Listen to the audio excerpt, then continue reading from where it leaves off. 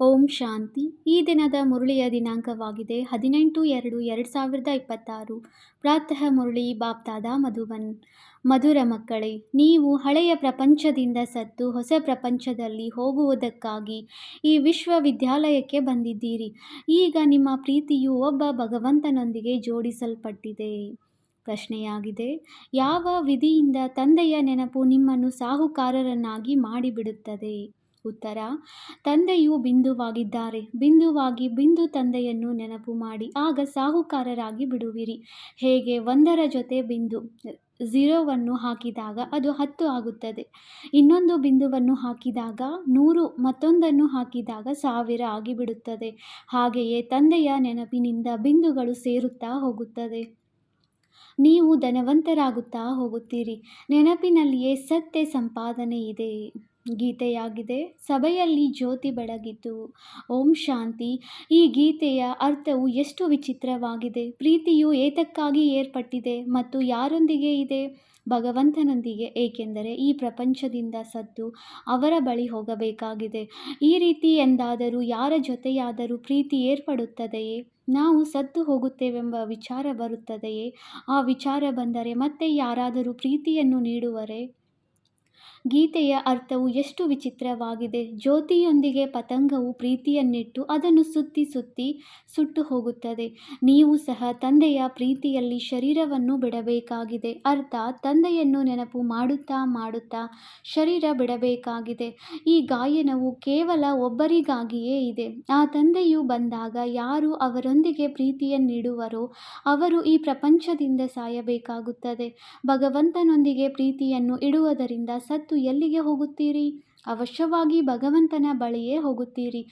ಮನುಷ್ಯರು ಭಗವಂತನ ಬಳಿ ಹೋಗುವುದಕ್ಕಾಗಿ ದಾನ, ಪುಣ್ಯ, ತೀರ್ಥ ಯಾತ್ರೆಗಳನ್ನು ಮಾಡುತ್ತಾರೆ. ಶರೀರ ಬಿಡುವ ಸಮಯದಲ್ಲಿಯೂ ಮನುಷ್ಯರಿಗೆ ಭಗವಂತನನ್ನು ನೆನಪು ಮಾಡಿ ಎಂದು ಹೇಳುತ್ತಾರೆ. ಭಗವಂತನು ಎಷ್ಟು ಪ್ರಸಿದ್ಧವಾಗಿದ್ದಾರೆ. ಅವರು ಬರುತ್ತಾರೆಂದರೆ ಇಡೀ ಪ್ರಪಂಚವನ್ನು ಸಮಾಪ್ತಿ ಮಾಡಿಬಿಡುತ್ತಾರೆ. ನಿಮಗೆ ತಿಳಿದಿದೆ, ಹಳೆಯ ಪ್ರಪಂಚದಿಂದ ಸತ್ತು ಹೊಸ ಪ್ರಪಂಚದಲ್ಲಿ ಹೋಗುವುದಕ್ಕಾಗಿ ಈ ವಿಶ್ವವಿದ್ಯಾಲಯಕ್ಕೆ ಬರುತ್ತೇವೆ. ಹಳೆಯ ಪ್ರಪಂಚಕ್ಕೆ ಪತಿತ ಪ್ರಪಂಚ, ನರಕವೆಂದು ಹೇಳಲಾಗುತ್ತದೆ.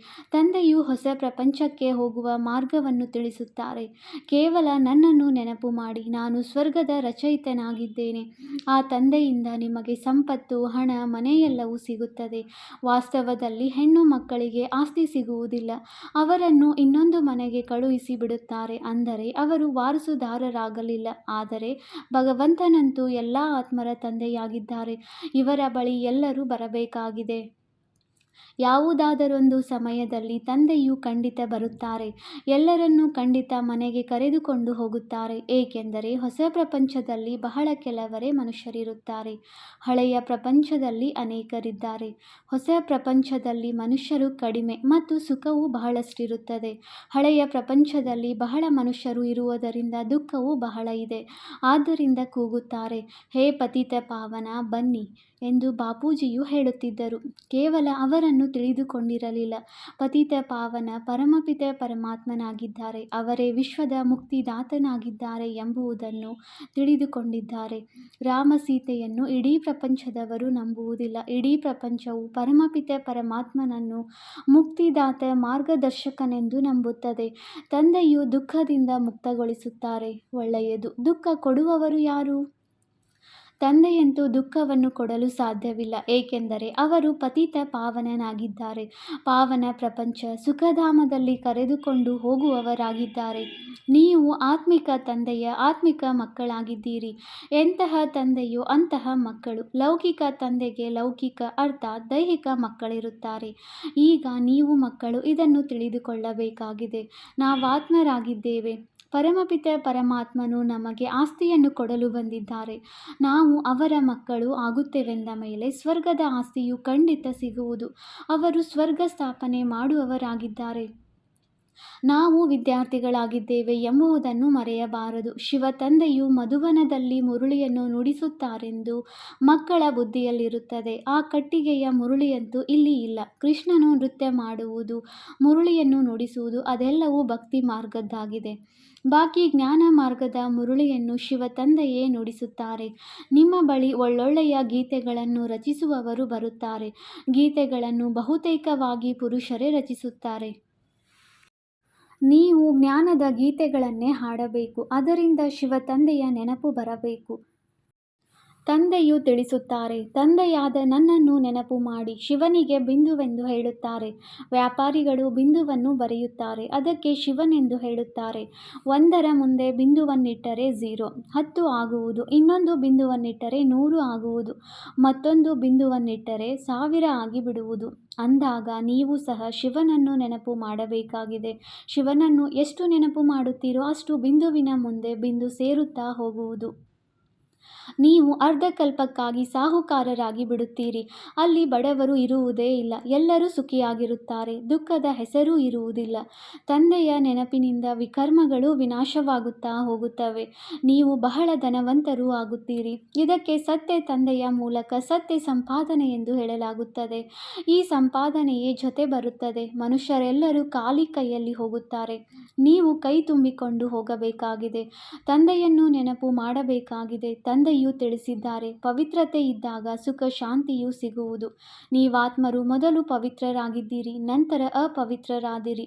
ಸನ್ಯಾಸಿಗಳಿಗೂ ಸಹ ಅರ್ಧ ಪವಿತ್ರರೆಂದು ಹೇಳುತ್ತಾರೆ. ನಿಮ್ಮದು ಪೂರ್ಣ ಸನ್ಯಾಸವಾಗಿದೆ. ನೀವು ತಿಳಿದುಕೊಂಡಿದ್ದೀರಿ. ಅವರು ಎಷ್ಟು ಸುಖವನ್ನು ತೆಗೆದುಕೊಳ್ಳುತ್ತಾರೆ. ಸ್ವಲ್ಪ ಸುಖವಿದ್ದರೆ ಇನ್ನುಳಿದಿದ್ದು ದುಃಖವೇ ಇರುತ್ತದೆ. ಮೊದಲು ಅವರು ತಂದೆಯನ್ನು ಸರ್ವವ್ಯಾಪಿ ಎಂದು ಹೇಳುತ್ತಿರಲಿಲ್ಲ. ಸರ್ವವ್ಯಾಪಿ ಎಂದು ಹೇಳುವುದರಿಂದ ಇನ್ನೂ ಬೀಳುತ್ತಲೇ ಹೋಗುತ್ತಾರೆ. ಪ್ರಪಂಚದಲ್ಲಿ ಅನೇಕ ಪ್ರಕಾರದ ಮೇಳಗಳು ಆಗುತ್ತವೆ, ಏಕೆಂದರೆ ಸಂಪಾದನೆಯಾಗುತ್ತದೆಯಲ್ಲವೇ. ಇದು ಸಹ ಅವರ ವ್ಯಾಪಾರವಾಗಿದೆ. ಹೇಳಲಾಗುತ್ತದೆ, ನರನಿಂದ ನಾರಾಯಣನಾಗುವ ವ್ಯಾಪಾರ ಬಿಟ್ಟರೆ ಮತ್ತೆಲ್ಲ ವ್ಯಾಪಾರಗಳಲ್ಲಿ ಧೂಳೇ ಇದೆ. ಈ ವ್ಯಾಪಾರವನ್ನು ಮಾಡುವವರು ಕೆಲವರೇ ವಿರಳ. ತಂದೆಯ ಮಕ್ಕಳಾಗಿ ಎಲ್ಲವನ್ನೂ ದೇಹ ಸಹಿತ ತಂದೆಗೆ ಕೊಡಬೇಕಾಗಿದೆ, ಏಕೆಂದರೆ ಹೊಸ ಶರೀರ ಬೇಕೆಂದು ಬಯಸುತ್ತೀರಿ. ತಂದೆಯು ತಿಳಿಸುತ್ತಾರೆ, ನೀವು ಕೃಷ್ಣಪುರಿಯಲ್ಲಿ ಹೋಗಬಲ್ಲಿರಿ, ಆದರೆ ಆತ್ಮವು ತಮೋಪ್ರಧಾನದಿಂದ ಸತೋಪ್ರಧಾನವಾದಾಗ ಕೃಷ್ಣಪುರಿಯಲ್ಲಿ ನಮ್ಮನ್ನು ಪಾವನ ಮಾಡಿ ಎಂದು ಹೇಳುವುದಿಲ್ಲ. ಇಲ್ಲಿ ಎಲ್ಲ ಮನುಷ್ಯ ಮಾತ್ರರು ಕರೆಯುತ್ತಾರೆ, ಹೇ ಮುಕ್ತಿದಾತ, ಬನ್ನಿ, ಈ ಪಾಪಾತ್ಮರ ಪ್ರಪಂಚದಿಂದ ನಮ್ಮನ್ನು ಮುಕ್ತ ಮಾಡಿ. ನೀವೀಗ ತಿಳಿದುಕೊಂಡಿದ್ದೀರಿ, ತಂದೆಯು ನಿಮ್ಮನ್ನು ತನ್ನ ಜೊತೆ ಕರೆದುಕೊಂಡು ಹೋಗಲು ಬಂದಿದ್ದಾರೆ. ಅಲ್ಲಿ ಹೋಗುವುದಂತೂ ಒಳ್ಳೆಯದಲ್ಲವೇ. ಮನುಷ್ಯರು ಶಾಂತಿಯನ್ನು ಬಯಸುತ್ತಾರೆ. ಅಂದಾಗ ಶಾಂತಿ ಎಂದು ಯಾವುದಕ್ಕೆ ಹೇಳುತ್ತಾರೆ. ಕರ್ಮ ಮಾಡದೆ ಯಾರೂ ಇರಲು ಸಾಧ್ಯವಿಲ್ಲ. ಶಾಂತಿಯು ಶಾಂತಿಧಾಮದಲ್ಲಿಯೇ ಇರುತ್ತದೆ. ಆದರೂ ಮತ್ತೆ ಶರೀರವನ್ನು ತೆಗೆದುಕೊಂಡು ಕರ್ಮವನ್ನು ಮಾಡಲೇಬೇಕಾಗಿದೆ. ಸತ್ಯಯುಗದಲ್ಲಿ ಕರ್ಮ ಮಾಡುತ್ತಿದ್ದರೂ ಶಾಂತಿ ಇರುತ್ತದೆ. ಅಶಾಂತಿಯಲ್ಲಿ ಮನುಷ್ಯರಿಗೆ ದುಃಖವಾಗುತ್ತದೆ. ಆದ್ದರಿಂದ ಶಾಂತಿಯು ಹೇಗೆ ಸಿಗುವುದೆಂದು ಹೇಳುತ್ತಾರೆ. ಈಗಂತೂ ನೀವು ಮಕ್ಕಳು ತಿಳಿದುಕೊಂಡಿದ್ದೀರಿ, ಶಾಂತಿಧಾಮವಂತೂ ನಮ್ಮ ಮನೆಯಾಗಿದೆ. ಸತ್ಯಯುಗದಲ್ಲಿ ಶಾಂತಿಯೂ ಇರುತ್ತದೆ, ಸುಖವೂ ಇರುತ್ತದೆ, ಎಲ್ಲವೂ ಇರುತ್ತದೆ.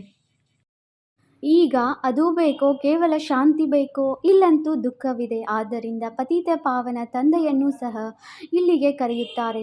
ಭಗವಂತನೊಂದಿಗೆ ಮಿಲನ ಮಾಡುವುದಕ್ಕಾಗಿಯೇ ಭಕ್ತಿ ಮಾಡುತ್ತಾರೆ. ಭಕ್ತಿಯೂ ಸಹ ಮೊದಲು ಅವ್ಯಭಿಚಾರಿ ಭಕ್ತಿ ಇರುತ್ತದೆ, ನಂತರ ವ್ಯಭಿಚಾರಿಯಾಗುತ್ತದೆ. ವ್ಯಭಿಚಾರಿ ಭಕ್ತಿಯಲ್ಲಿ ನೋಡಿ ಏನೇನು ಮಾಡುತ್ತಾರೆ. ಏಣಿ ಚಿತ್ರದಲ್ಲಿ ಎಷ್ಟು ಚೆನ್ನಾಗಿ ತೋರಿಸಿದ್ದಾರೆ. ಆದರೆ ಮೊಟ್ಟ ಮೊದಲು ಸಿದ್ಧ ಮಾಡಬೇಕು. ಭಗವಂತ ಯಾರು? ಶ್ರೀಕೃಷ್ಣನನ್ನು ಈ ರೀತಿ ಮಾಡಿದವರು ಯಾರು? ಮೊದಲ ಜನ್ಮದಲ್ಲಿ ಇವರು ಯಾರಾಗಿದ್ದರು? ತಿಳಿಸಲು ಬಹಳ ಯುಕ್ತಿ ಬೇಕು. ಯಾರು ಚೆನ್ನಾಗಿ ಸರ್ವಿಸ್ ಮಾಡುವರೋ ಅವರ ಹೃದಯವೂ ಸಹ ಸಾಕ್ಷಿ ಕೊಡುತ್ತದೆ. ವಿಶ್ವವಿದ್ಯಾಲಯದಲ್ಲಿ ಯಾರು ಚೆನ್ನಾಗಿ ಓದುವರೋ ಅವರು ತೀಕ್ಷ್ಣವಾಗಿ ಮುಂದೆ ಹೋಗುತ್ತಾರೆ. ನಂಬರ್ ವಾರಂತೂ ಇದ್ದೇ ಇರುತ್ತಾರೆ. ಕೆಲವರು ಮಂದ ಬುದ್ಧಿಯವರು ಇರುತ್ತಾರೆ. ಶಿವ ತಂದೆಗೆ ಆತ್ಮವು ಹೇಳುತ್ತದೆ, ನನ್ನ ಬುದ್ಧಿ ಬೀಗವನ್ನು ತೆರೆಯಿರಿ. ಅದಕ್ಕೆ ತಂದೆಯು ಹೇಳುತ್ತಾರೆ, ಬುದ್ಧಿ ಬೀಗವನ್ನು ತೆರೆಯುವುದಕ್ಕಾಗಿಯೇ ಬಂದಿದ್ದೇನೆ. ಆದರೆ ನಿಮ್ಮ ಕರ್ಮವು ಹೀಗಿದೆ, ಬುದ್ಧಿ ಬೀಗವು ತೆರೆಯುವುದೇ ಇಲ್ಲ. ಮತ್ತೆ ತಂದೆಯು ಏನು ಮಾಡುವರು? ಬಹಳ ಪಾಪಗಳನ್ನು ಮಾಡಿದ್ದೀರಿ. ಈಗ ತಂದೆಯು ಅವರನ್ನು ಏನು ಮಾಡುವರು? ನಾವು ಕಡಿಮೆ ಓದುತ್ತೇವೆಂದು ಶಿಕ್ಷಕರಿಗೆ ಹೇಳುತ್ತಾರೆ. ಅಂದಾಗ ಶಿಕ್ಷಕರು ಏನು ಮಾಡುವರು? ಶಿಕ್ಷಕರು ಕೃಪೆಯನ್ನಂತೂ ಮಾಡುವುದಿಲ್ಲ. ಬಲೆ ಅಧಿಕ ಸಮಯವನ್ನು ಕೊಡುತ್ತಾರೆ, ಅದನ್ನಂತೂ ನಿಮಗೆ ನಿರಾಕರಿಸುವುದಿಲ್ಲ. ಪ್ರದರ್ಶಿನಿಯು ತೆರೆದಿರುತ್ತದೆ, ಕುಳಿತು ಅಭ್ಯಾಸ ಮಾಡಿ. ಭಕ್ತಿ ಮಾರ್ಗದಲ್ಲಿ ಮಾಲೆಯನ್ನು ಜಪಿಸಿ ಎಂದು ಕೆಲವರು ಹೇಳುತ್ತಾರೆ. ಈ ಮಂತ್ರವನ್ನು ನೆನಪು ಮಾಡಿಕೊಳ್ಳಿ ಎಂದು ಕೆಲವರು ಹೇಳುತ್ತಾರೆ. ಇಲ್ಲಂತೂ ತಂದೆಯು ತಮ್ಮ ಪರಿಚಯವನ್ನು ಕೊಡುತ್ತಾರೆ. ತಂದೆಯನ್ನು ನೆನಪು ಮಾಡಬೇಕಾಗಿದೆ, ಅವರಿಂದ ಆಸ್ತಿಯು ಸಿಗುತ್ತದೆ. ಅಂದ ಮೇಲೆ ಚೆನ್ನಾಗಿ ತಂದೆಯಿಂದ ಪೂರ್ಣ ಆಸ್ತಿಯನ್ನು ತೆಗೆದುಕೊಳ್ಳಬೇಕಲ್ಲವೇ? ಇದರಲ್ಲಿಯೂ ತಂದೆಯು ತಿಳಿಸುತ್ತಾರೆ, ವಿಕಾರದಲ್ಲೆಂದೂ ಹೋಗಬಾರದು. ವಿಕಾರದ ರುಚಿಯು ಸ್ವಲ್ಪ ಕುಳಿತುಕೊಂಡರೂ ಸಹ ಮತ್ತೆ ವೃದ್ಧಿಯಾಗಿ ಬಿಡುವುದು. ಹೇಗೆ ಸಿಗರೇಟ್ ಇತ್ಯಾದಿಗಳ ರುಚಿ ಒಂದು ಸಲ ನೋಡಿದರೂ ಸಹ ಸಂಘದ ರಂಗು ಕೂಡಲೇ ಅಂಟಿಬಿಡುತ್ತದೆ, ಮತ್ತೆ ಆ ಚಟವನ್ನು ಬಿಡುವುದೇ ಕಷ್ಟವಾಗಿ ಬಿಡುತ್ತದೆ. ಎಷ್ಟೊಂದು ನೆಪ ಹೇಳುತ್ತಾರೆ. ಆದ್ದರಿಂದ ಯಾವುದೇ ಹವ್ಯಾಸವಾಗಬಾರದು. ಚೀಚಿ ಹವ್ಯಾಸಗಳನ್ನು ಕಳೆಯಬೇಕಾಗಿದೆ. ತಂದೆಯು ತಿಳಿಸುತ್ತಾರೆ, ಜೀವಿಸುತ್ತಿದ್ದಂತೆಯೇ ಶರೀರದ ಪರಿವೆಯನ್ನು ಬಿಟ್ಟು ನನ್ನನ್ನು ನೆನಪು ಮಾಡಿ. ದೇವತೆಗಳಿಗೆ ಯಾವಾಗಲೂ ಪವಿತ್ರ ಭೋಜನವನ್ನೇ ನೈವೇದ್ಯವನ್ನು ಇಡಲಾಗುತ್ತದೆ. ಅಂದಾಗ ನೀವು ಸಹ ಪವಿತ್ರ ಭೋಜನವನ್ನು ಸ್ವೀಕರಿಸಿ. ಇತ್ತೀಚೆಗಂತೂ ಅಪ್ಪಟವಾದ ತುಪ್ಪವೂ ಸಿಗುವುದಿಲ್ಲ, ಎಣ್ಣೆಯನ್ನು ತಿನ್ನುತ್ತಾರೆ. ಸತ್ಯಯುಗದಲ್ಲಿ ಎಣ್ಣೆ ಇತ್ಯಾದಿಗಳು ಇರುವುದಿಲ್ಲ. ಇಲ್ಲಂತೂ ಡೈರಿಯಲ್ಲಿ ನೋಡಿ, ಎಷ್ಟು ಶುದ್ಧವಾದ ತುಪ್ಪವನ್ನಿಟ್ಟಿದ್ದಾರೆ. ಕಲಬೆರಕೆ ತುಪ್ಪವನ್ನು ಇಟ್ಟಿದ್ದಾರೆ. 2ರ ಮೇಲೂ ಶುದ್ಧ ತುಪ್ಪವೆಂದು ಬರೆದಿದ್ದಾರೆ. ಬೆಲೆಯಲ್ಲಿ ಅಂತರವಾಗಿ ಬಿಡುತ್ತದೆ. ಈಗ ನೀವು ಮಕ್ಕಳು ಅರಳಿರುವ ಹೂವಿನ ತರಹ ಹರ್ಷಿತರೂ ಆಗಿರಬೇಕು. ಸ್ವರ್ಗದಲ್ಲಂತೂ ಸ್ವಾಭಾವಿಕ ಸೌಂದರ್ಯವಿರುತ್ತದೆ. ಅಲ್ಲಿ ಪ್ರಕೃತಿಯು ಸತೋಪ್ರಧಾನವಾಗಿರುತ್ತದೆ. ಲಕ್ಷ್ಮೀನಾರಾಯಣರಂತಹ ಸ್ವಾಭಾವಿಕ ಸೌಂದರ್ಯವಂತರನ್ನಾಗಿ ಇಲ್ಲಿ ಯಾರೂ ಮಾಡಲು ಸಾಧ್ಯವಿಲ್ಲ. ಅವರನ್ನು ಈ ಕಣ್ಣುಗಳಿಂದ ಯಾರಾದರೂ ನೋಡಲು ಸಾಧ್ಯವೇ? ಸಾಕ್ಷಾತ್ಕಾರವಾಗುತ್ತದೆ. ಆದರೆ ಸಾಕ್ಷಾತ್ಕಾರವಾದ ಮಾತ್ರಕ್ಕೆ ಯಾರೂ ಅದೇ ಮಾದರಿಯಲ್ಲಿ ರಚಿಸಲು ಸಾಧ್ಯವಿಲ್ಲ. ಯಾರಾದರೂ ಕಲಾಕಾರನಿಗೆ ಸಾಕ್ಷಾತ್ಕಾರವಾಗುತ್ತಾ ಹೋದರೆ ಆ ಸಮಯದಲ್ಲಿ ಕುಳಿತು ಬರೆಯಬಹುದು. ಆದರೆ ಪರಿಶ್ರಮವಿದೆ. ಈಗ ನೀವು ಮಕ್ಕಳಿಗೆ ಬಹಳ ನಶೆ ಇರಬೇಕು. ಈಗ ನಮ್ಮನ್ನು ಕರೆದುಕೊಂಡು ಹೋಗಲು ಬಂದಿದ್ದಾರೆ. ತಂದೆಯಿಂದ ನಮಗೆ ಸ್ವರ್ಗದ ಆಸ್ತಿಯೂ ಸಿಗಬೇಕಾಗಿದೆ. ಈಗ ನಮ್ಮ 84 ಜನ್ಮಗಳು ಪೂರ್ಣವಾಯಿತು. ಇಂತಿಂತಹ ವಿಚಾರಗಳು ಬುದ್ಧಿಯಲ್ಲಿದ್ದಾಗ ಖುಷಿ ಇರುವುದು. ಸ್ವಲ್ಪವೂ ವಿಕಾರದ ವಿಚಾರವೇ ಬರಬಾರದು. ತಂದೆಯು ತಿಳಿಸುತ್ತಾರೆ, ಕಾಮ ಮಹಾಶತ್ರುವಾಗಿದೆ. ದ್ರೌಪದಿಯು ಸಹ ಇದಕ್ಕಾಗಿಯೇ ಕರೆದಳಲ್ಲವೇ? ಅವಳಿಗೆ ಯಾವುದೇ 5 ಮಂದಿ ಪತಿಯರು ಇರಲಿಲ್ಲ. ದ್ರೌಪದಿಯಂತೂ ಕರೆಯುತ್ತಿದ್ದಳು, ನನ್ನನ್ನು ಈ ದುಶ್ಯಾಸನನು ವಿವಸ್ತ್ರ ಮಾಡುತ್ತಾನೆ, ಇದರಿಂದ ರಕ್ಷಿಸು ಎಂದು. ಅಂದ ಮೇಲೆ ಮತ್ತೆ 5 ಮಂದಿ ಪತಿಯರಿರಲು ಹೇಗೆ ಸಾಧ್ಯ? ಇಂತಹ ಮಾತಿರಲು ಸಾಧ್ಯವಿಲ್ಲ. ಮತ್ತೆ ಮತ್ತೆ ನೀವು ಮಕ್ಕಳಿಗೆ ಹೊಸ ಹೊಸ ವಿಚಾರಗಳು ಸಿಗುತ್ತಿರುತ್ತವೆ. ಅಂದ ಮೇಲೆ ತಿದ್ದುಪಡಿ ಮಾಡುತ್ತಿರಬೇಕು. ಯಾವುದಾದರೊಂದು ಬದಲಾವಣೆ ಮಾಡಿ ಶಬ್ದಗಳನ್ನು ಹಾಕಬೇಕು. ಇನ್ನು ಸ್ವಲ್ಪ ಸಮಯದಲ್ಲಿಯೇ ಈ ಭಾರತವನ್ನು ಸ್ವರ್ಗವನ್ನಾಗಿ ಮಾಡುತ್ತೇವೆ ಎಂದು ನೀವು ಬರೆಯುತ್ತೀರಿ, ಚಾಲೆಂಜ್ ಮಾಡುತ್ತೀರಿ. ತಂದೆಯು ಮಕ್ಕಳೊಂದಿಗೆ ಹೇಳುತ್ತಾರೆ, ಸನ್ ಶೋಸ್ ಫಾದರ್, ಫಾದರ್ ಶೋಸ್ ಸನ್. ಅರ್ಥಾತ್ ಮಕ್ಕಳು ತಂದೆಯನ್ನು ಪ್ರತ್ಯಕ್ಷ ಮಾಡುವರು, ತಂದೆಯು ಮಕ್ಕಳನ್ನು ಪ್ರತ್ಯಕ್ಷ ಮಾಡುವರು. ಅಂದಾಗ ಯಾವ ತಂದೆ? ಶಿವ ಮತ್ತು ಸಾಲಿಗ್ರಾಮಗಳು. ಶಿವ ತಂದೆಯು ಏನನ್ನು ತಿಳಿಸುತ್ತಾರೆಯೋ ಅದರಂತೆಯೇ ಫಾಲೋ ಮಾಡಿ. ಫಾಲೋ ಫಾದರ್, ಅವರದೇ ಗಾಯನವಿದೆ. ಲೌಕಿಕ ತಂದೆಯನ್ನು ಫಾಲೋ ಮಾಡುವುದರಿಂದ ನೀವು ಪತಿತರಾಗಿ ಬಿಡುತ್ತೀರಿ. ಈ ತಂದೆಯಂತೂ ಪಾವನರನ್ನಾಗಿ ಮಾಡಲು ಫಾಲೋ ಮಾಡಿಸುತ್ತಾರೆ. ಅಂತರವಿದೆಯಲ್ಲವೇ? ತಂದೆಯು ತಿಳಿಸುತ್ತಾರೆ, ಮಧುರ ಮಕ್ಕಳೇ, ಫಾಲೋ ಮಾಡಿ ಪವಿತ್ರರಾಗಿ. ಫಾಲೋ ಮಾಡುವುದರಿಂದಲೇ ಸ್ವರ್ಗದ ಮಾಲೀಕರಾಗುವಿರಿ. ಲೌಕಿಕ ತಂದೆಯನ್ನು ಫಾಲೋ ಮಾಡುವುದರಿಂದ 63 ಜನ್ಮಗಳು ನೀವು ಏಣಿಯನ್ನು ಕೆಳಗಿಳಿದಿದ್ದೀರಿ. ಈಗ ತಂದೆಯನ್ನು ಫಾಲೋ ಮಾಡಿ ಮೇಲೇರಲೇಬೇಕಾಗಿದೆ, ತಂದೆಯ ಜೊತೆ ಹೋಗಬೇಕಾಗಿದೆ. ತಂದೆಯು ತಿಳಿಸುತ್ತಾರೆ, ಈ ಒಂದೊಂದು ರತ್ನವು ಲಕ್ಷಾಂತರ ರೂಪಾಯಿಗಳಷ್ಟು ಬೆಲೆ ಬಾಳುವಂಥದ್ದಾಗಿದೆ. ನೀವು ತಂದೆಯನ್ನರಿತು ತಂದೆಯಿಂದ ಆಸ್ತಿಯನ್ನು ಪಡೆಯುತ್ತೀರಿ. ಬ್ರಹ್ಮನಲ್ಲಿ ಲೀನವಾಗಿ ಬಿಡುತ್ತೇವೆಂದು ಸನ್ಯಾಸಿಗಳು ಹೇಳುತ್ತಾರೆ, ಆದರೆ ಲೀನವಾಗುವುದಿಲ್ಲ. ಪುನಃ ಬರುತ್ತಾರೆ. ತಂದೆಯು ನಿತ್ಯವೂ ತಿಳಿಸುತ್ತಿರುತ್ತಾರೆ, ಮಧುರಾತಿ ಮಧುರ ಮಕ್ಕಳೇ, ಮೊಟ್ಟ ಮೊದಲು ಎಲ್ಲರಿಗೆ ತಂದೆಯ ಪರಿಚಯ ಕೊಡಬೇಕಾಗಿದೆ. ಪಾರಲೌಕಿಕ ತಂದೆಯು ಪಾವನರನ್ನಾಗಿ ಮಾಡುವ ಆಸ್ತಿಯನ್ನು ಕೊಡುತ್ತಾರೆ. ಆದ್ದರಿಂದ ಪಾವನರನ್ನಾಗಿ ಮಾಡಿ ಎಂದು ಬೇಹದ್ದಿನ ತಂದೆಗೆ ಹೇಳುತ್ತಾರೆ. ಅವರು ಪತಿತ ಪಾವನನಾಗಿದ್ದಾರೆ. ಲೌಕಿಕ ತಂದೆಗೆ ಪತಿತ ಪಾವನನೆಂದು ಹೇಳುವುದಿಲ್ಲ. ಅವರೇ ಹೇ ಪತಿತ ಪಾವನ, ಬನ್ನಿ ಎಂದು ಕರೆಯುತ್ತಿರುತ್ತಾರೆ. ಅಂದಾಗ ಎಲ್ಲರಿಗೆ ಇಬ್ಬರು ತಂದೆಯರ ಪರಿಚಯ ಕೊಡಬೇಕಾಗಿದೆ. ವಿವಾಹ ಮಾಡಿಕೊಂಡು ಪತಿತನಾಗು ಎಂದು ಲೌಕಿಕ ತಂದೆಯು ಹೇಳುತ್ತಾರೆ, ಪಾವನರಾಗಿ ಎಂದು ಪಾರಲೌಕಿಕ ತಂದೆಯು ಹೇಳುತ್ತಾರೆ. ನನ್ನನ್ನು ನೆನಪು ಮಾಡಿದರೆ ನೀವು ಪಾವನರಾಗುತ್ತೀರಿ. ಒಬ್ಬ ತಂದೆಯೇ ಎಲ್ಲರನ್ನೂ ಪಾವನ ಮಾಡುವವರಾಗಿದ್ದಾರೆ. ಇವು ತಿಳಿಸಿಕೊಡುವ ಬಹಳ ಒಳ್ಳೆಯ ಮಾತುಗಳಾಗಿವೆ. ಭಿನ್ನ ಭಿನ್ನ ಪ್ರಕಾರದ ಮಾತುಗಳನ್ನು ವಿಚಾರಸಾಗರ ಮಂಥನ ಮಾಡಿ ತಿಳಿಸುತ್ತಾರೆ. ಇದೇ ನಿಮ್ಮ ವ್ಯಾಪಾರವಾಯಿತು. ನೀವು ಪತಿತರನ್ನು ಪಾವನ ಮಾಡುವವರಾಗಿದ್ದೀರಿ. ಪಾರಲೌಕಿಕ ತಂದೆಯು ಈಗ ಹೇಳುತ್ತಾರೆ, ಪಾವನರಾಗಿ. ಈಗ ವಿನಾಶವು ಸನ್ಮುಖದಲ್ಲಿ ನಿಂತಿದೆ ಅಂದ ಮೇಲೆ ಈಗ ಏನು ಮಾಡಬೇಕು? ಖಂಡಿತವಾಗಿಯೂ ಪಾರಲೌಕಿಕ ತಂದೆಯ ಮತದಂತೆ ನಡೆಯಬೇಕಲ್ಲವೇ? ಪ್ರದರ್ಶಿನಿಯಲ್ಲಿ ಈ ಪ್ರತಿಜ್ಞೆಯನ್ನು ಬರೆಯಬೇಕು. ಪಾರಲೌಕಿಕ ತಂದೆಯನ್ನು ಫಾಲೋ ಮಾಡುತ್ತೇವೆ, ಪತಿತರಾಗುವುದನ್ನು ಬಿಡುತ್ತೇವೆ. ಬರೆಯಿರಿ. ತಂದೆಯಿಂದ ಗ್ಯಾರಂಟಿ ತೆಗೆದುಕೊಳ್ಳುತ್ತೇವೆ. ಎಲ್ಲವೂ ಪವಿತ್ರತೆಯ ಮಾತಾಗಿದೆ. ನೀವು ಮಕ್ಕಳಿಗೆ ದಿನ ರಾತ್ರಿ ಖುಷಿ ಇರಬೇಕು. ತಂದೆಯು ನಮಗೆ ಸ್ವರ್ಗದ ಆಸ್ತಿಯನ್ನು ಕೊಡುತ್ತಿದ್ದಾರೆ. ತಂದೆ ಮತ್ತು ಆಸ್ತಿ ನೀವೀಗ ತಿಳಿದುಕೊಂಡಿದ್ದೀರಿ. ಶಿವ ಜಯಂತಿ ಎಂದರೆ ಭಾರತದ ಸ್ವರ್ಗ ಜಯಂತಿಯಾಗಿದೆ. ಗೀತೆಯ ಸರ್ವಶಾಸ್ತ್ರಮಯಿ ಶಿರೋಮಣಿಯಾಗಿದೆ. ಗೀತಾ ಮಾತೆಯಾಗಿದೆ. ಆಸ್ತಿಯಂತೂ ತಂದೆಯಿಂದಲೇ ಸಿಗುವುದು. ಗೀತೆಯ ರಚಯಿತನು ಶಿವ ತಂದೆಯೇ ಆಗಿದ್ದಾರೆ. ಪಾರಲೌಕಿಕ ತಂದೆಯಿಂದ ಪಾವನರಾಗುವ ಆಸ್ತಿಯೂ ಸಿಗುತ್ತದೆ. ಒಳ್ಳೆಯದು. ಮಧುರಾತಿ ಮಧುರ ಅಗಲಿ ಹೋಗಿ ಮರಳಿ ಸಿಕ್ಕಿರುವ ಮಕ್ಕಳ ಪ್ರತಿ ಮಾತಾಪಿತ ಬಾಪ್ದಾದಾರವರ ನೆನಪು, ಪ್ರೀತಿ ಹಾಗೂ ಸುಪ್ರಭಾತ.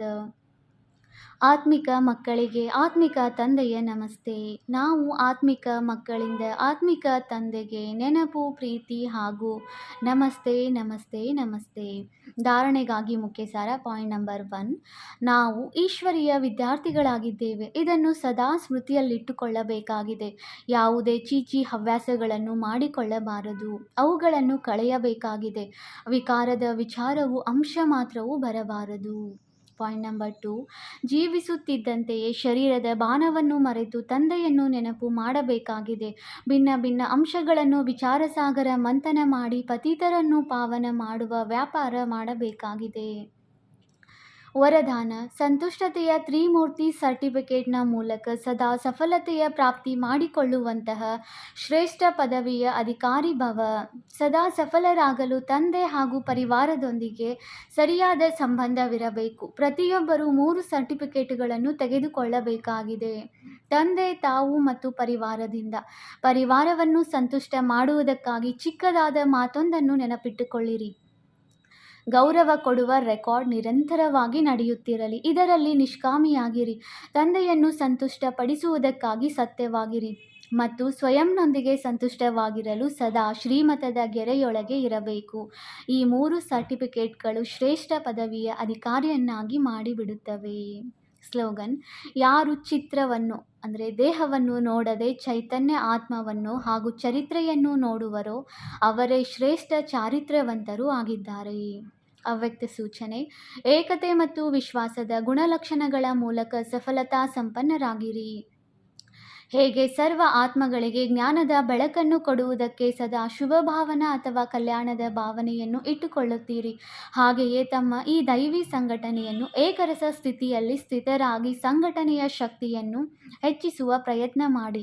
ಆಗ ನಿಮ್ಮ ಈ ದೈವಿ ಸಂಘಟನೆಯ ಮೂರ್ತಿಯಲ್ಲಿ ಏಕತೆ ಹಾಗೂ ಏಕರಸ ಸ್ಥಿತಿಯ ಪ್ರತ್ಯಕ್ಷ ರೂಪದಲ್ಲಿ ಸಾಕ್ಷಾತ್ಕಾರವಾಗುವುದು. ಓಂ ಶಾಂತಿ.